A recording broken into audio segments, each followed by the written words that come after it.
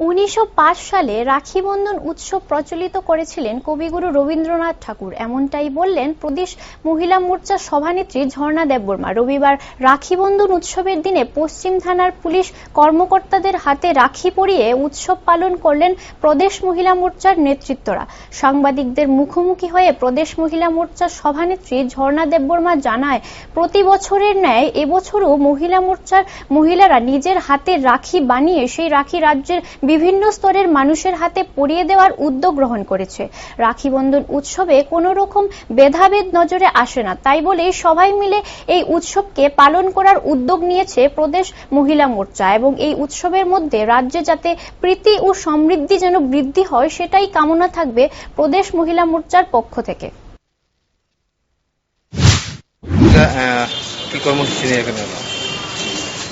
আজকে রাখি বন্ধন আমরা সবাই জানি, রাখি বন্ধন আমাদের কাছে সত্যি মানে খুব আনন্দের একটা দিন।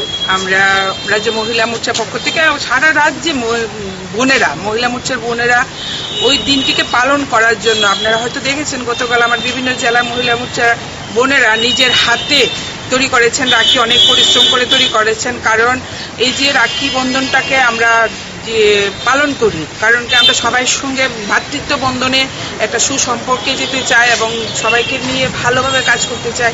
তাই আজকের থেকে আমরা জানি যে রাখি বন্ধন কেন সৃষ্টি হয়েছিল।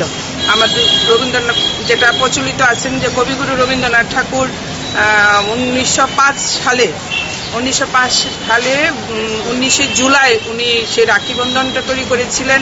কেন কি তখন যে বঙ্গভঙ্গ আন্দোলন হয়েছিল সেখানে একটা বিভেদের সৃষ্টি হয়েছিল, সাম্প্রদায়িকতা সৃষ্টি হয়েছিল। সেখানে ছিল কি যে একটা সম্প্রদায় মানুষ অন্য আরেকটা সম্প্রদায় মানুষকে মানে নিজের দেশের মানুষ, দেশীয় মানুষ বলে ভাবতেন না।